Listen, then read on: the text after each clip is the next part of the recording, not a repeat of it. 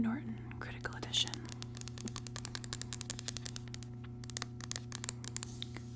Norton Critical Edition. Norton.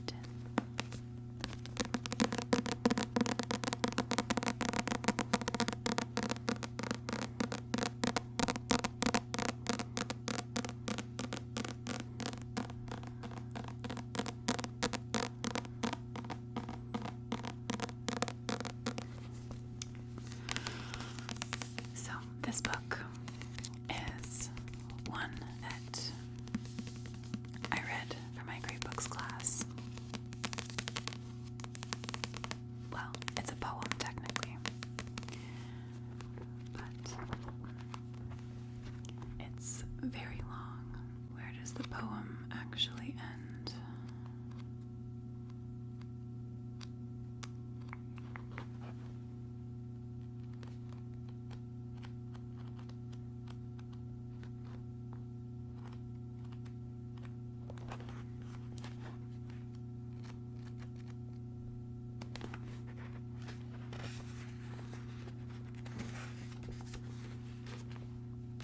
So,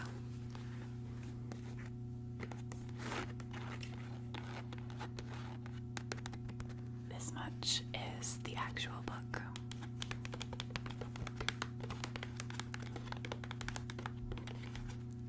And the rest is just like sources and backgrounds and like extra information for anyone who's interested.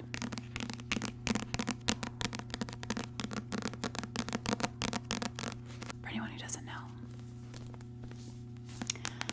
the paradise that the title refers to, the lost paradise, is talking about the Garden of Eden from the Hebrew Bible.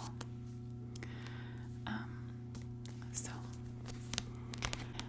the first man and woman created in the Bible are Adam and Eve, and they are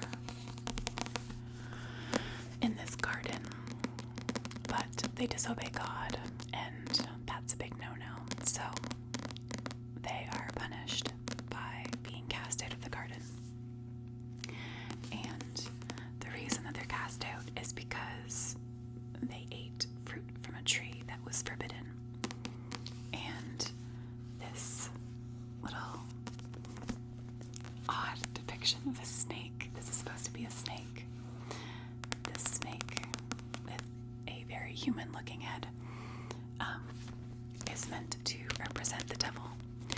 And the devil tempted Eve into eating the fruit, and then Eve got Adam to eat it, and so on and so forth, and then, oh no, we're banished.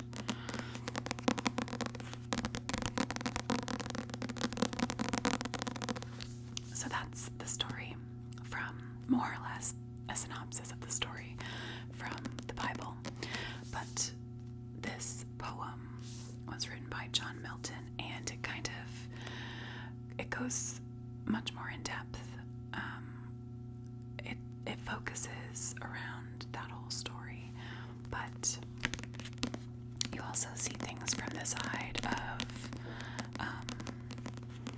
Lucifer or Satan, the devil.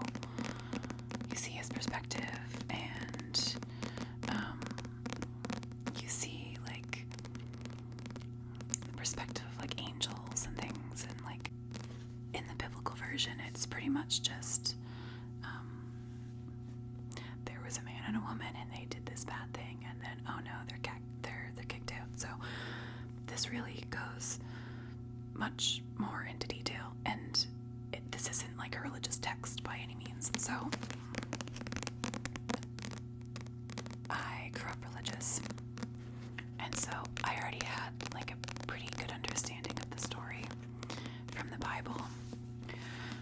So reading this was really quite interesting, but I think it would be really interesting to read even as someone who has like into it blind, you can still completely understand. Like it goes through the whole story and then some. So you definitely don't have to like have any kind of background to read this, but it is a poem. Like,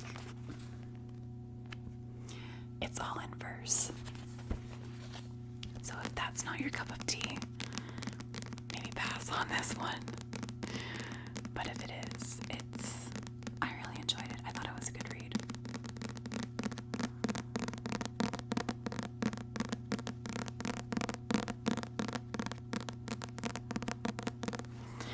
I really enjoyed the class that I read this for. It was my Great Books class, and it's co-taught by 2 different professors. And one of them is actually the campus minister. And I don't think she normally teaches. I could be wrong in that, but I think, most of her focus is on being like the campus minister. And the other professor is someone who I've had for a bunch of my English classes because he teaches English and Great Books. But they have very different opinions on things. Their classes are always really interesting. It's not so much like a debate, but it's cool to get both perspectives. Especially on a text like this, because we also, earlier in the course, so it's called Great Books, so basically it's just like a lot of classics, but also like a lot of texts from different cultures and things too, but basically any major text that fits whatever the course description is. So this particular course was human nature and technology and how they relate. And technology, of course, isn't necessarily like your smartphone. Technology is also things like fire, and basically, I don't have off the top of my head a good definition for technology, but technology isn't just like electronics. Anyway, so what I was going to say. We read this, but we also earlier in the course read the first 2 chapters of Genesis, which is the first book in the Hebrew Bible. And so that was the first text we looked at in the whole course, and then this was very close to the end. So it was cool to see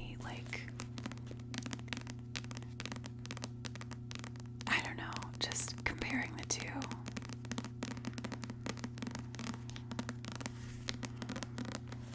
But anyway.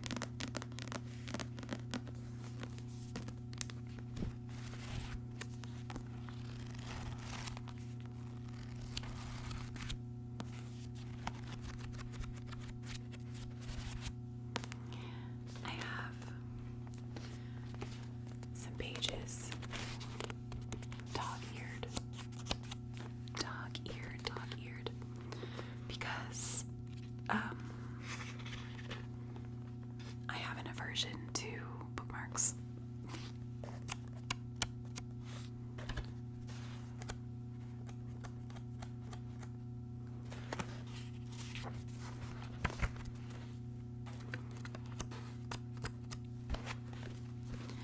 Not for any insane reason, just I find I end up losing them really easily.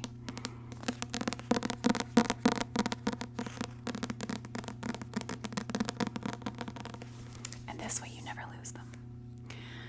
So I wrote my final major essay in that class on this. And so a lot of the things I have dog-eared right now are for quotes that I used in my essay.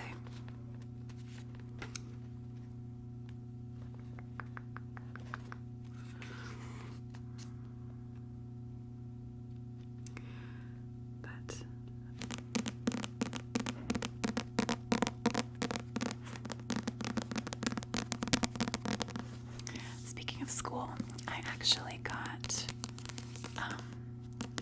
so I'm in 4 classes this semester, just passed. And it's technically like I'm taking 5, like a full course load, but it's just because this course, the Great Books course, is worth 2 classes worth of credits. So that's quite nice. So technically I'm taking 4 classes, and I have my final grades back for 3 of them, and I'm just waiting on this one to have my, like, all 4 of my final grades.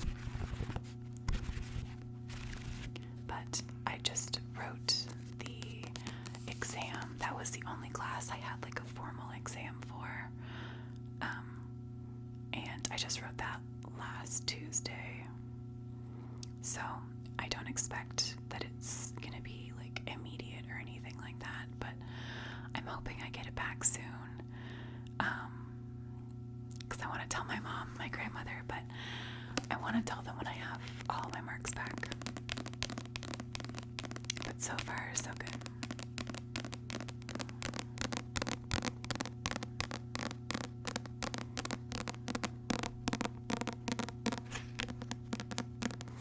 But now I'm in the process of looking for a job for the summer, which is really stressful. I haven't job hunted in like quite a while.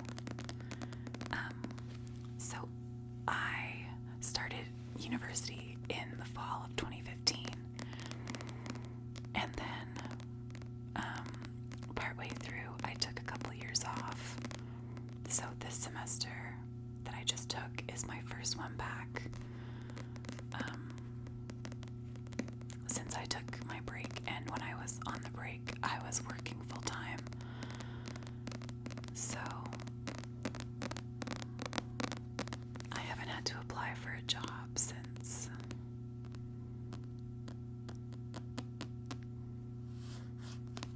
or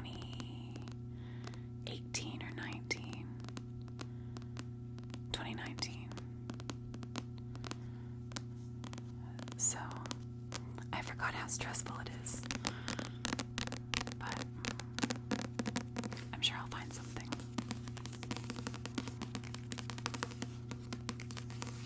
There's also a couple of jobs on my campus that are open through different professors. They have like research projects and things like that that they have open postings for. But there's only like, when I looked, I think there was like 6 or 7 in total, and most of them only have 1 position available. So I applied to 2 of them that I thought I'd be a good match for. But I'm also competing with like the rest of my university, so I don't have particularly high hopes that I'm gonna get it, but one of them is an editing position, like you'd be an editor for an online publication, and I would love to work for a publishing house in the future. That's like my career goal. So I think that would be really cool, and it would be a good little foot in the door, some experience working in that kind of environment.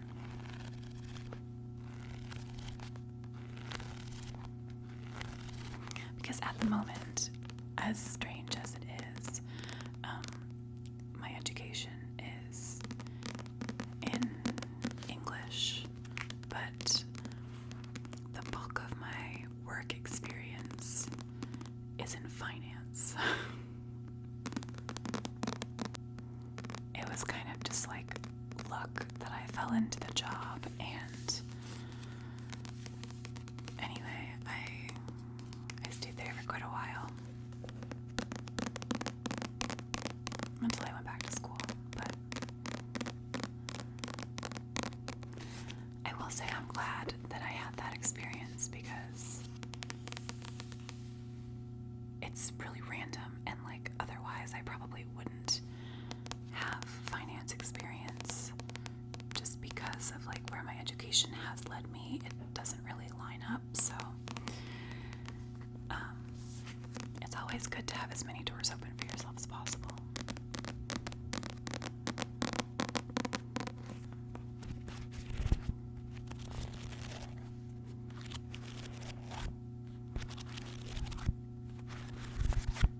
But back to the book. I feel like I've said most of what I have to say about it, but I do really recommend it. I really enjoyed it personally. I definitely found it a little bit dense, but certainly not the worst. I've read books that are much more dense than this. I think it's just because everything's in verse, and you really have to like take your time analyzing.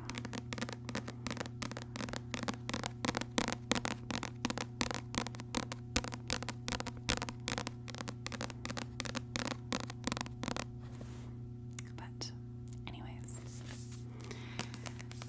that is all that I have to say about this little beauty right here. And I will see you in my next video. Bye-bye.